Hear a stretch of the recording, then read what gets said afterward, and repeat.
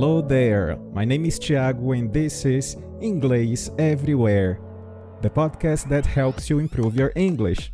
I want to invite you to join me every week to take you to the next level, listening to all kinds of content, stories, interviews, chats, and a lot more. Welcome to Inglês Everywhere. Olá, ouvintes do Inglês Everywhere. No episódio de hoje eu trago mais uma história e dessa vez outra história dos irmãos Grimm, The Brothers Grimm.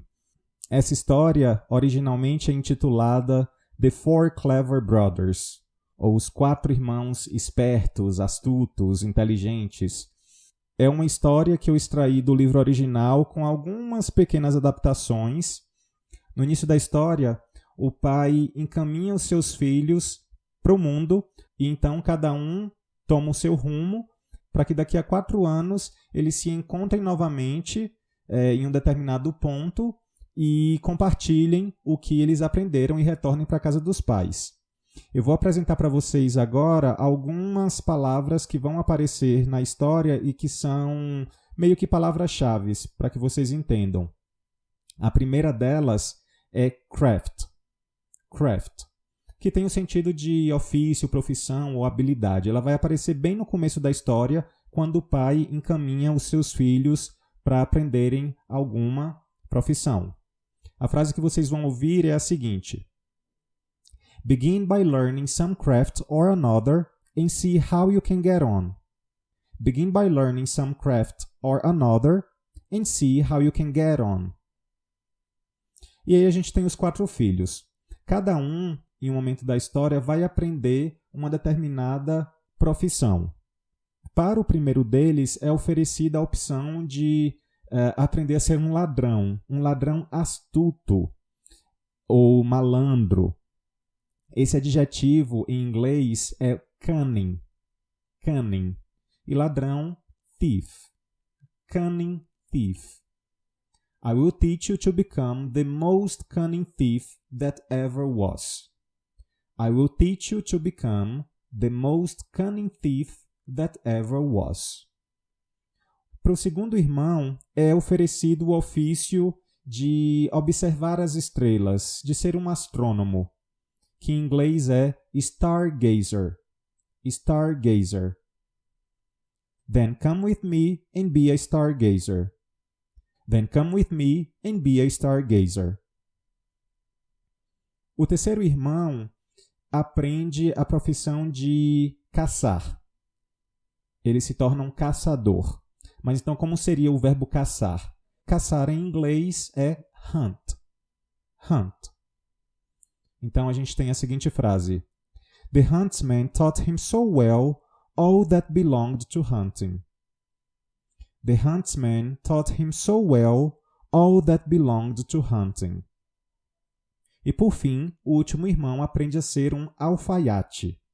Alfaiate em inglês, tailor. Tailor. Would you not like to be a tailor? Would you not like to be a tailor? Então é isso. Agora a gente vai ficar com a história The Four Clever Brothers by The Brothers Grimm.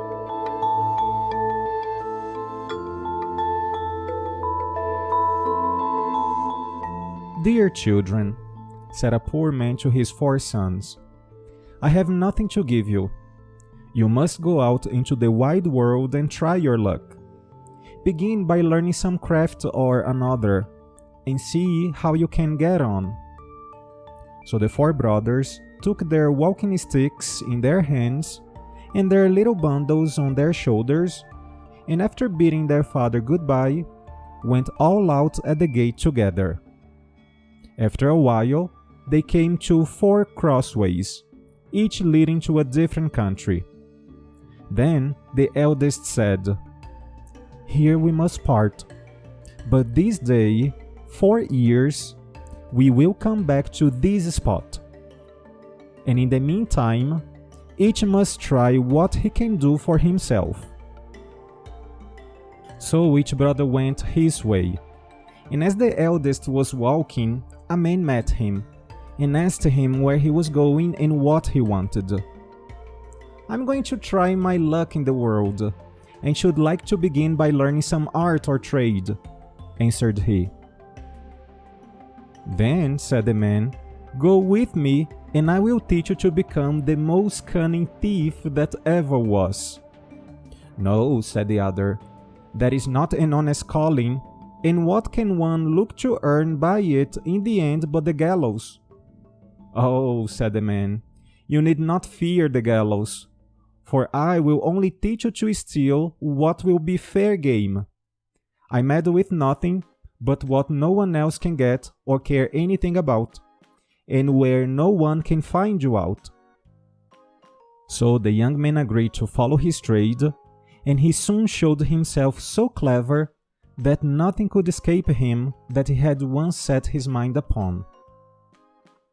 The second brother also met a man, who, when he found out what he was setting out upon, asked him what craft he meant to follow. "I do not know yet," said he. "Then come with me and be a stargazer. It is a noble art, for nothing can be hidden from you when once you understand the stars." The plan pleased him much, and he soon became such a skillful stargazer that when he had served out his time and wanted to leave his master, he gave him a glass and said, "With this you can see all that is passing in the sky and on earth, and nothing can be hidden from you." The third brother met a huntsman, who took him with him, and taught him so well all that belonged to hunting, that he became very clever in the craft of the woods. And when he left his master, he gave him a bow and said, "Whatever you shoot at with this bow, you will be sure to hit." The youngest brother likewise met a man who asked him what he wished to do. "Would not you like," said he, "to be a tailor?" "Oh no," said the young man. "Sitting cross-legged from morning to night, working backwards and forwards with a needle and goose, will never suit me." "Oh," answered the man, "that is not my sort of tailoring. Come with me, and you will learn quite another kind of craft from that." Not knowing what better to do, he came into the plan, and learned tailoring from the beginning. And when he left his master, he gave him a needle and said, "You can sew anything with this, be it as soft as an egg, or as hard as steel, and the joint will be so fine that no seam will be seen." After the space of 4 years, at the time agreed upon, the four brothers met at the 4 crossroads, and having welcomed each other, set off towards their father's home, where they told him all that had happened to them, and how each had learned some craft. Then one day, as they were sitting before the house under a very high tree, the father said, "I should like to try what each of you can do in this way." So he looked up and said to the second son, "At the top of this tree there is a bird's nest. Tell me how many eggs there are in it." The stargazer took his glass, looked up and said, "5." "Now," said the father to the eldest son, "take away the eggs without letting the bird that is sitting upon them and hatching them know anything of what you're doing." So the cunning thief climbed up the tree and brought away to his father the 5 eggs from under the bird, and it never saw or felt what he was doing, but kept sitting on at its ease. Then the father took the eggs and put one on each corner of the table, and the 5th in the middle, and said to the huntsman, "Cut all the eggs in 2 pieces at one shot." The huntsman took up his bow, and at one shot struck all the 5 eggs as his father wished. "Now comes your turn," said he to the young tailor. "Sew the eggs and the young birds in them together again, so neatly that the shot shall have done them no harm." Then the tailor took his needle and sewed the eggs as he was told. And when he had done, the thief was sent to take them back to the nest and put them under the bird without its knowing it.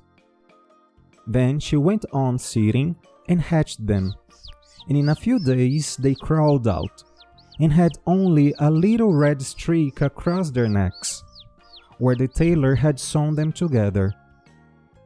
"Well done, sons," said the old man. "You have made good use of your time, and learnt something worth the knowing.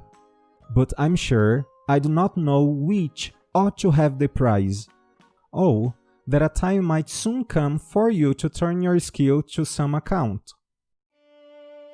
Not long after this, there was a great bustle in the country, for the king's daughter had been carried off by a mighty dragon, and the king mourned over his loss day and night, and made it known that whoever brought her back to him should have her for a wife. Then the 4 brothers said to each other, "Here is a chance for us. Let us try what we can do." And they agreed to see whether they could not set the princess free. "I will soon find out where she is, however," said the stargazer, as he looked through his glass. And he soon cried out, "I see her afar off, sitting upon a rock in the sea, and I can see the dragon close by guarding her." Then he went to the king and asked for a ship for himself and his brothers, and they sailed together over the sea till they came to the right place. There they found the princess sitting, as the stargazer had said, on the rock, and the dragon was lying asleep, with his head upon her lap. "I dare not shoot at him," said the huntsman, "for I should kill the beautiful young lady also." "Then I will try my skill," said the thief, and went and stole her away from under the dragon so quietly and gently that the beast did not know it, but went on snoring. Then away they hastened with her full of joy in their boat towards the ship. But soon came the dragon roaring behind them through the air, for he awoke and missed the princess. But when he got over the boat and wanted to pounce upon them and carry off the princess, the huntsman took up his bow and shot him straight through the heart, so that he fell down dead.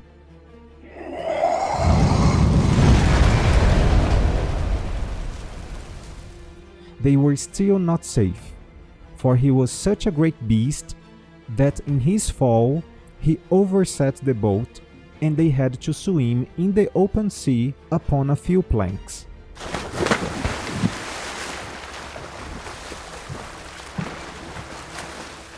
So the tailor took his needle, and with a few large stitches put some of the planks together, and he sat down upon these, and sailed about and gathered up all pieces of the boat, and then tacked them together so quickly that the boat was soon ready, and they then reached the ship and got home safe.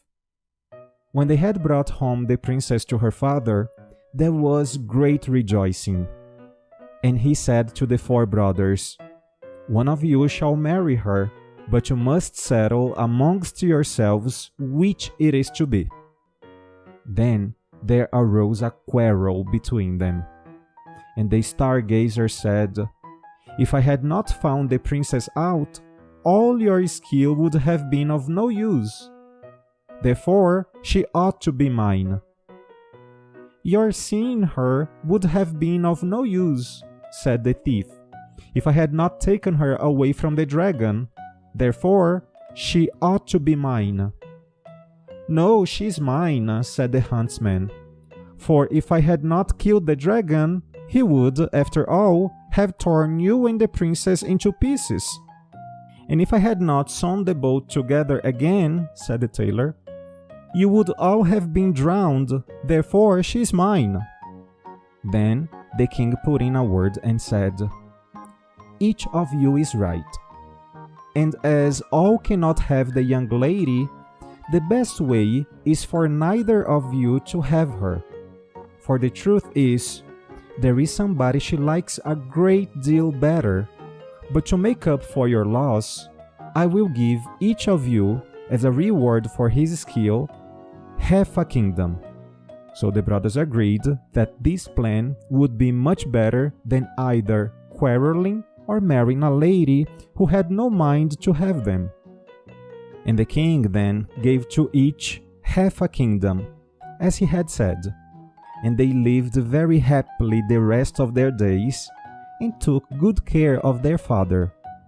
And somebody took better care of the young lady than to let either the dragon or one of the craftsmen have her again.